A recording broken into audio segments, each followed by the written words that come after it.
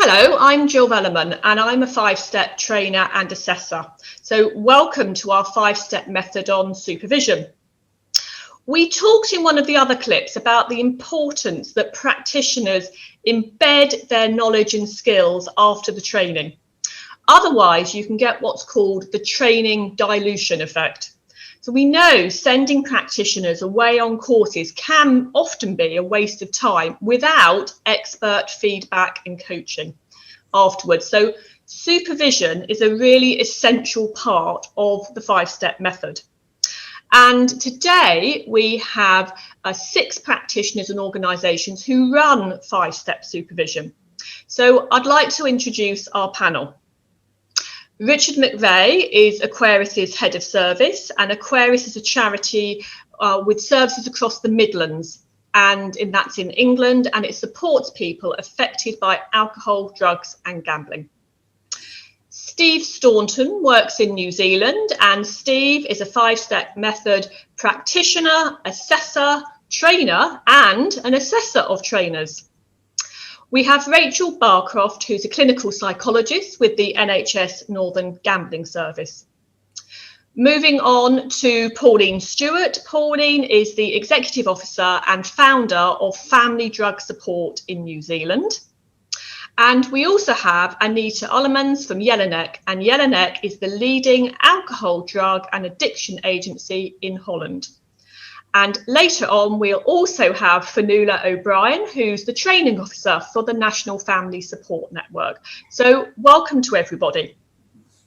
And I want to start off, first of all, by asking everybody about how they actually run supervision for the five-step method in their organisations and what tips people have to ensure high-quality supervision. So I'm going to start off with Richard. Thanks, Jill. In terms of making sure that the five-step method is embedded within practice, I think an important part of the supervision process is ensuring there's sufficient training for the supervisors within your organisation.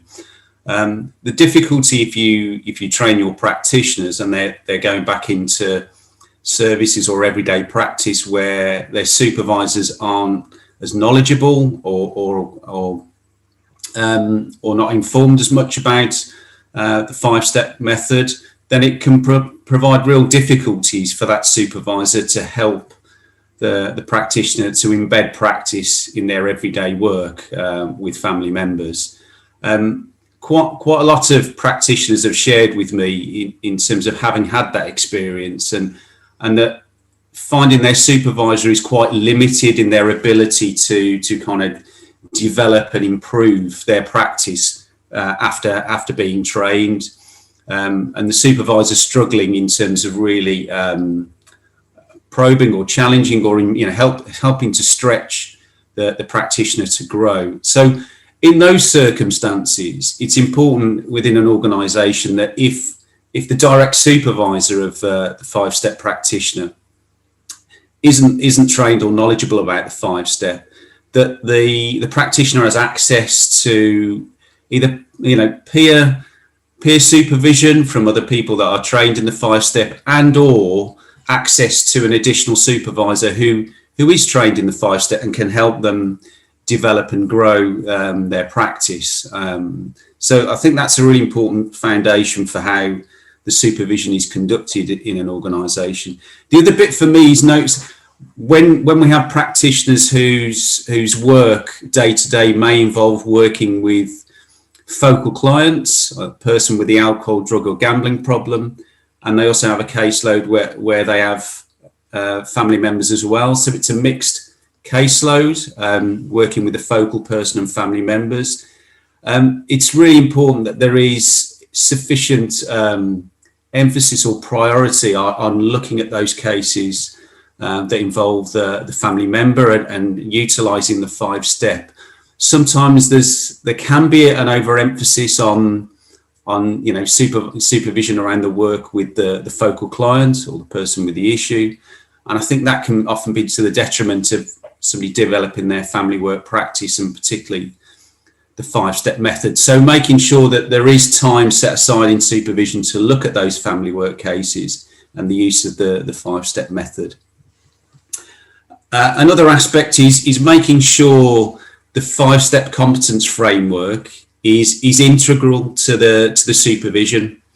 So within training, we encourage practitioners to use the competence framework as an integral part of their practice, making sure before they deliver a session with a family member, they're checking which of the 5 steps that they're using, the elements of competence that they will be looking, and the skills they'll be looking to use. And the same within the supervision process is making sure the supervisor has access to that framework, is bringing it to supervision, and is using that as a template to help the person focus on areas of competence in relation to each of those 5 steps, and helping the practitioner assess their own level of competence as they embed practice after they've been trained.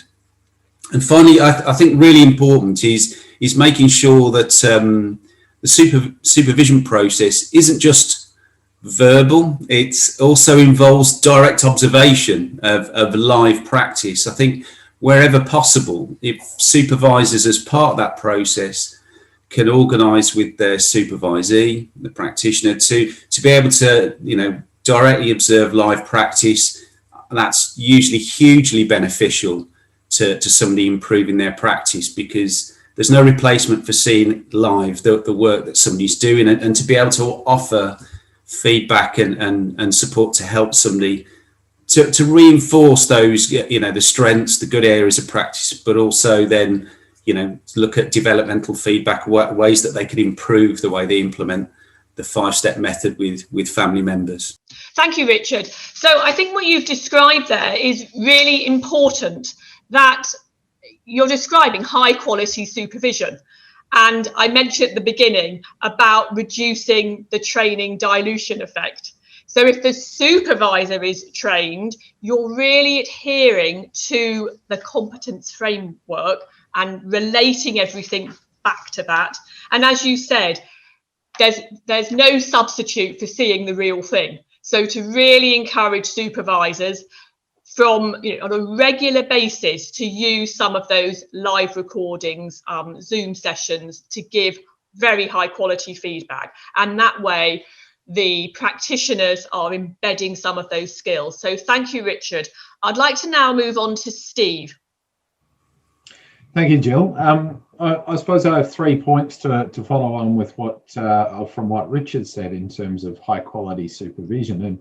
And for me, the number one is always about ensuring that both you as if you are the supervisor or the supervisee, that you are actually prepared, that you bring cases and issues with regards to the 5-step method to supervision, with questions to be asked or issues to be resolved, identifying cases that might require attention or steps where perhaps you're finding it difficult. So preparation, knowing what it is, how you're going to use your supervision session. The second point really is about supervisors being prepared again to help the practitioner think strategically. So to help the supervisee, the practitioner, to be prepared for what the family member may or may not say, or how they might respond to particular steps.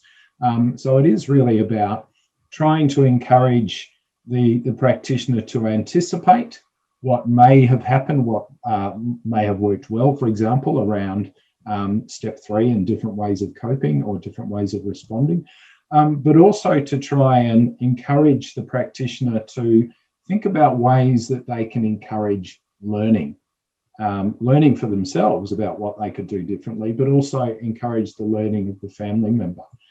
So it's that kind of strategic thinking that supervisors should be figuring out for themselves, how to encourage that in the practitioners they're supervising. The third and final point I'd like to raise, really, or a tip, is really not just focusing on the 5-step competency, but actually the quality of the relationship. To not forget that obviously the warmth, the trust, the empathy, that is key to helping the 5-step method work, and that's obviously a key part to reaching competency as well. So it's actually encouraging the practitioner to remember to build that relationship and foster that relationship, and how they do that while sticking to the competency criteria. So they're the tips that I think are important. Thank you, Steve. It was interesting listening to you then, thinking about the sort of the supervisor having the kind of the overview of the whole process. And one of our mantras in 5-step is around the practitioner being in charge of the process and the family member being in charge of the content. And in the same way, you're describing the supervisor needs to be in charge of the process, making sure that everybody's prepared and giving the attention that's required to each part of those processes. So I think that's a really important thing. And the points you mentioned, yes, about thinking strategically. So thank you for that. And now we're going to move on to Rachel. Yeah, hiya. So at the moment we have group supervision every 2 months to work on 5 steps. So this alternates with another group supervision that we do. So that's run every 2 months via Zoom for an hour. As a service, we are relatively new to 5-step, and most of our practitioners are still working towards accreditation at the moment. So the format that we've chosen initially is for us to talk through some common mistakes that have been encountered when steps have been assessed. So, and then practicing those. So for example, discussing risk, explaining the format of 5-step, and having neat beginning and endings of sessions. So we've role played these scenarios and then listened to clips of tapes that have passed accreditation as well. So we've only done 2 sessions so far. We've been working through the steps in order. So we've done step 1 and step 2. Obviously, because we've only met twice, this format will evolve over time. So we've found that these sessions have been really useful for practitioners so far. They've got a lot out of them. And I guess that's because we've had a clear structure of the supervision. We've managed to get quite a lot of things in the hour-long sessions. So the mix of life skills practice, and then also just space for people to reflect and discuss issues that have arisen or things that they're not sure about. And people have found that to be a containing environment as they build the confidence with 5-step. Because most of us are working towards accreditation, it's been really good to discuss difficulties people have encountered, and also just to refresh ourselves on what's required to get accredited as well. So that's really helped people to feel more confident in using the method. The role plays have been really good just to help people revise what they've learned on training, and we've used those to discuss what's required to get accredited as well. So that's helped people with the confidence and just their knowledge of 5-step. Great, thank you, Rachel. It sounds like a very collaborative approach as well. Yeah. People are prepared for the session. The supervisor's prepared, the practitioners are prepared, and I like the way you've described using a range of methods in the supervision. Again, with the role plays, the discussion, a focus on the accreditation. So they're really useful tips. So thank you for that, Rachel. And moving on to Pauline in New Zealand. Thank you, Jill. At Family Drug Support Aotearoa New Zealand, we really try to have a very high level of supervision, especially, but not only, during the accreditation process. We find the more supervision we can get, the more likely people are to do a really strong accreditation process.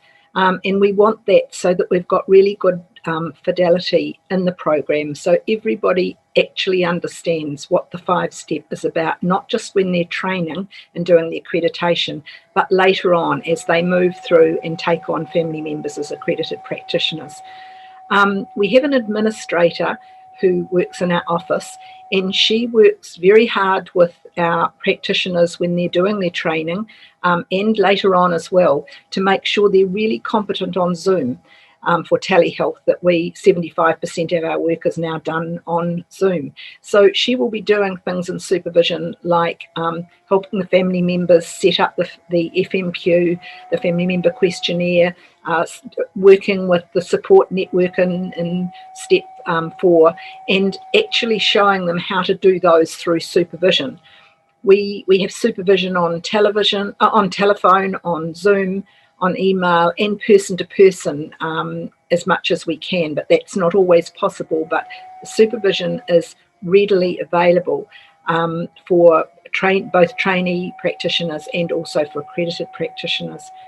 We're also working on every 3 months having a joint supervision session for all our practitioners all over New Zealand. So, you know, they're able to go into breakout rooms and do role plays and things like that.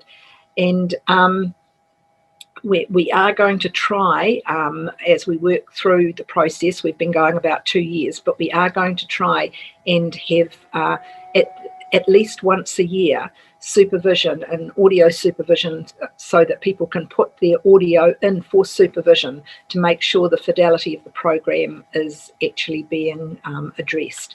So those are some of the things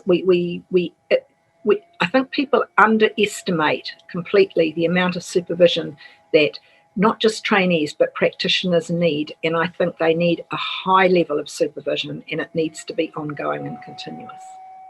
Thank you, Pauline. I think those are very important points that I said at the beginning, you can get this training dilution effect, but without putting the effort into the supervision, you're not going to get the results. And I know that people really do improve hugely as practitioners by getting this high quality feedback. And I like the idea that you said that your administrator can help about, you know, how you do the FMQ on Zoom, you know, how do you do the support network diagram on Zoom? And we're going to have some clips from you, I know, in some of the other sessions about how you do that. So again, it sounds like a very supportive atmosphere. And one of the beauties, of course, with Zoom that we've all got used to is these sessions can involve people across the country. So I know you're doing that in New Zealand, and I know they're doing that in Ireland. So thank you very much for that. Now, I'm just going to turn to Anita from Holland to see whether she's got any comments about those supervision, as Holland are just starting on their way to do their own supervision. I find it really, really helpful in supervision to have a place to reflect on your own behavior. And I can agree what has been said by other people, but I want to add that to share your own emotions after hearing all those difficult stories is important. It is good to create a place to share your own coping mechanism with after hearing all those difficult stories. And it's good to reflect on your own behavior. For example, how can you give structure in your sessions? Because sometimes it's difficult to stop people when they are really stressed and want to share their stories. So how do you deal with it? And second is how to reflect on your own skills. Therapeutical skills are important. So what is it in me that cannot give boundaries or structure, or why don't I leave silences enough? So it's good to be aware of your own skills and how to become a better counselor. So that is, apart from supervision, we call that intervision, to organize a place to reflect on yourself. So not only emphasizing on the method itself, but to the therapeutical skills. So thank you very much, everybody, for all those tips. I think they really demonstrate a wealth of knowledge about the importance of supervision. And we've mentioned several key points there, from making sure your supervisor is trained in 5-step, structuring the session from the supervisor's point of view, and making sure your practitioners are prepared, and that supervision is integral to enhancing the practitioner's skills. So I'd like to move on now and ask people about the common issues that come up in supervision using the 5-step method and how you address these. So I'm going to start back with Richard again. Thanks, Jill. I think one of the common issues that may occur in the work with affected family members, and certainly in using the 5-step, is making sure that the supervisee or the practitioner is approaching the 5-step method as a time-limited intervention. Certainly from our approach, within the 5-step method, it's not meant to be open-ended. We're not necessarily meant to be supporting family members forever. The approach is about skilling up family members to be able to cope and support themselves, regardless of what happens to the focal person's alcohol, drugs or gambling use. And certainly, I think sometimes I have a sense that our approach is we want to help as many family members as possible. So rather than a small cohort of people get, ongoing support forever, our approach is about helping people to gain the skills and resources they need to support themselves over a long period of time. So certainly making sure the practitioner approaches this as a time-limited intervention, and how they need to do that really is to build that into those early conversations that, in the first appointment with the family member, to communicate that we have confidence in their ability. They'll already have strengths and things that they're using that are working, and the 5-step approach is about building on those and helping them, building ways to continue to support themselves, and they'll reach a point where they don't need our help anymore. And certainly with the when working with the supervisees, is are they doing those things? Is reminding the family member that it's a time-limited intervention, and their approach within supervision, so that, in terms of looking at how the family member is progressing in their development, in their own use of 5-step outside of the appointments.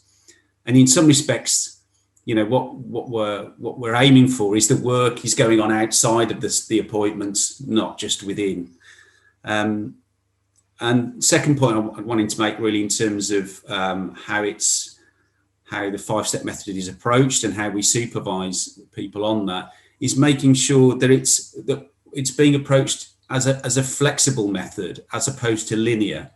We may have played, in terms of the structure of 5-step, they're placed in a particular order, but it doesn't necessarily mean that you have to conduct each session in that order over 5 sessions and then it's complete. It may well be, for when you're working with a supervisee or the practitioner, is to ask them which of these 5 steps is the family member strong on already, which are they quite skilled at using, and what areas are they lacking? What areas do they really need us to input at this point?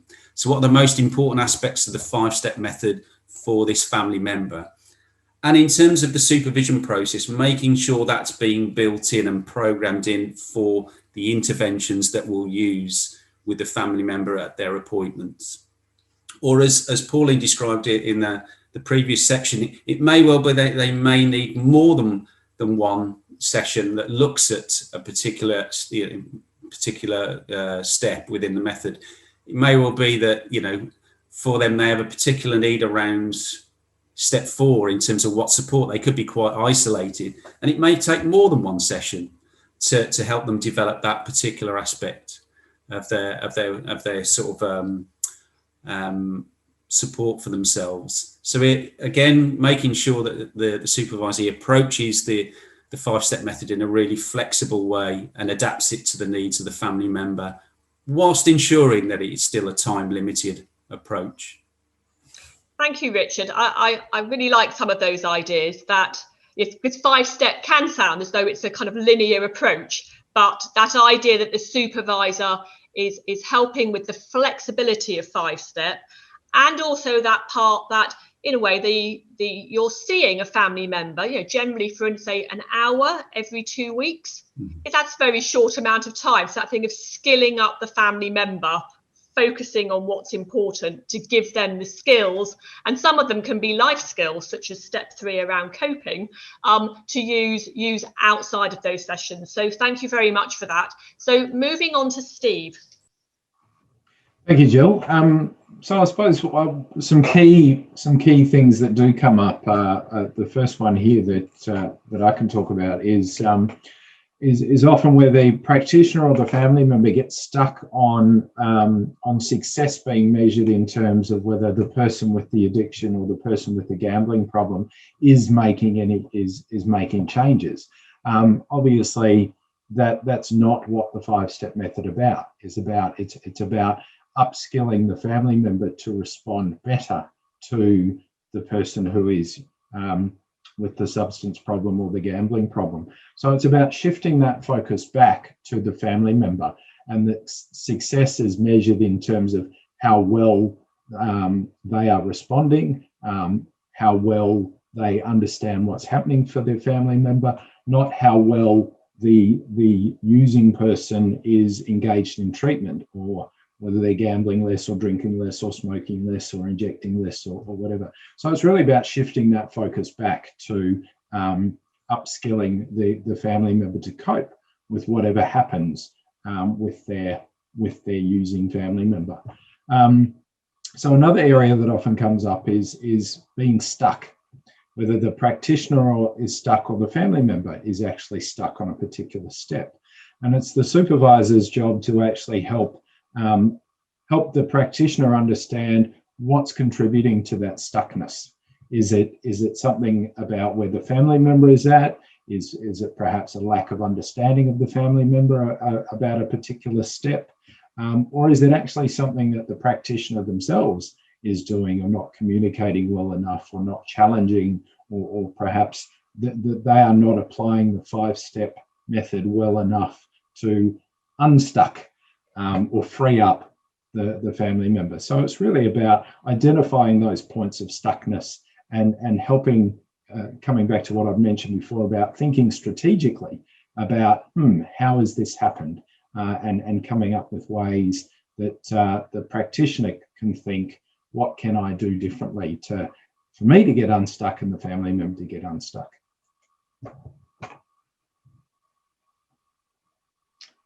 You're on mute again, Jill.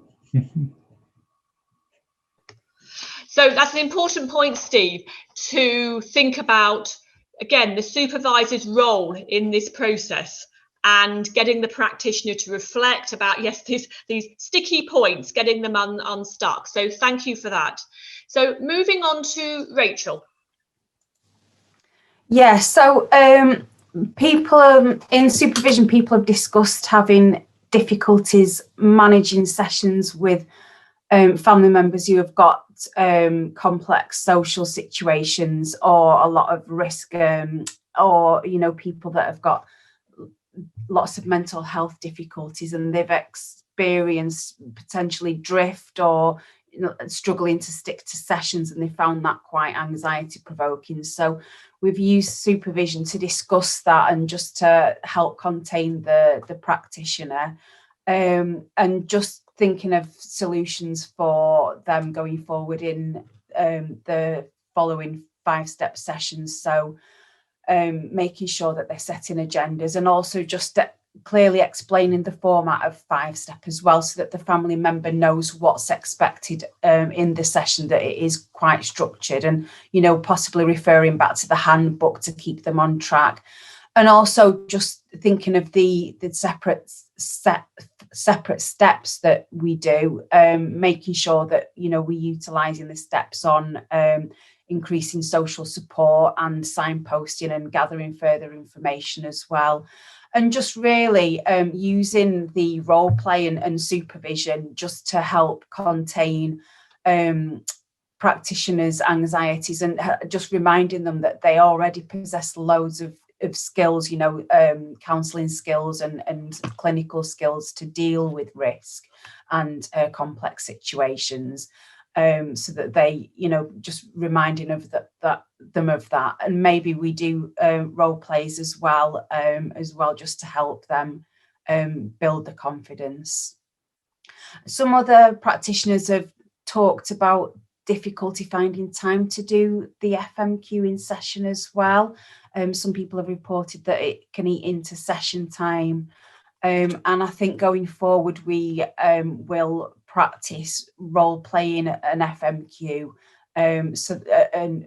Potentially with a chatty client or somebody who goes off topic a bit, so that we can stay focused and make sure that they are keeping to time. And just really explaining to service users as well, so using supervision just to help practitioners understand that you can set clear boundaries and expectations of the FMQ when you're explaining it to the family member, so that they know how long that they're going to spend on the session, So when they do the FMQ, just explaining that it's going to take X amount of time, and we'll use the information that comes up to elaborate and explore further on in the sessions. Thank you, Rachel. I think that point about the family member questionnaire is very important, because I myself have listened to a tape where in the first session it went into a discussion about each question, and they didn't really get on to step one until about 35 minutes in. So there are some tools and techniques and how you introduce the FMQ to make sure it is done as a fairly short piece. It can be done on Zoom, it can be done as a pre-assessment, but to make it reasonably short, but to explain to the family member that you'll be using those details in all the later sessions. So thank you very much for that. Moving on to Pauline. Thank you, Jill. I was interested in Richard's comments about the 5-step being a brief intervention and time limited. And I think that's often a challenge for that it is actually a brief intervention and it is time limited. However, in supervision, we have a lot of discussion, and this is probably one of the things that comes up the most. Can I do one of the steps again? And that often happens around step 3 with coping, because this is kind of a pivotal, every step is really important, but step 3 with coping often takes longer than one step. And it allows, in supervision, we talk about allowing family members to go away and reflect on what you've said and come back and actually go over step 3 again. So what we tend to say is, if you need another step, with one step, that's fine. If you need another session at the end, the really important thing in supervision is to see that this is a brief intervention, and that if people need more than this brief intervention, then talking about the things that are going to be possible going forward around counselling and around other support groups and other things that are possible are really important to discuss in supervision. So really discussing what you can do in this program is very, very important when you're talking to family members, and don't be worried about having another step on some of those steps. I think yes, thank you, Pauline. Some very important messages there coming up, which have been reflected by several people. Yes, 5-step is a very flexible approach. It is time limited. It is a semi-structured brief intervention, but you say, and certainly on the coping section, that is one where many family members require another session. And over to Anita for her thoughts. What I would also suggest is to have, apart from supervision, a place in supervision in those regular arranged meetings for intervision. Are there any difficulties you have hearing all those intense stories of people? And it can lead to, your internal things you experience from people. How can you bring it back to the skills you learned from label 2? So the therapeutical skills is also very important to train or to bring your own experience back to. So what did you do differently?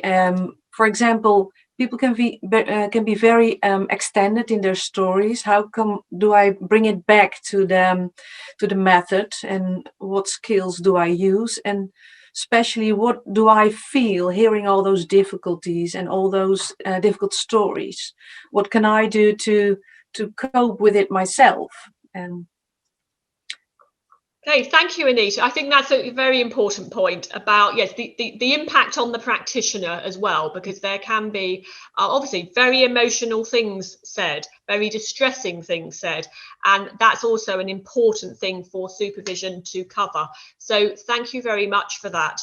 I think I'd like to thank all of our panel today. They've raised some very important points about how you run high quality supervision, and they've given lots of tips and hints. So I hope we can help you with your supervision sessions, and there'll be some more tips on this website where you can certainly have supervisors run supervision sessions all across the world via Zoom for when people are training. So that's also something else that will be on offer. So thank you very much to our panel.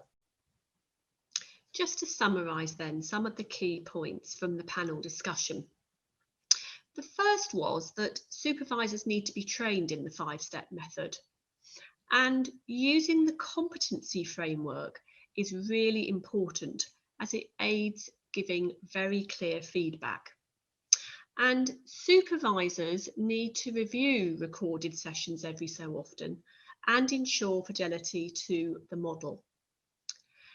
Preparation, as ever, is crucial. So practitioners should send in case examples, areas of difficulties. Richard referred to this issue of people being stuck, and that supervisors need to prepare the agenda. And supervisors need to mirror the 5-step method. So supervisors being in charge of the process and practitioners in charge of the content.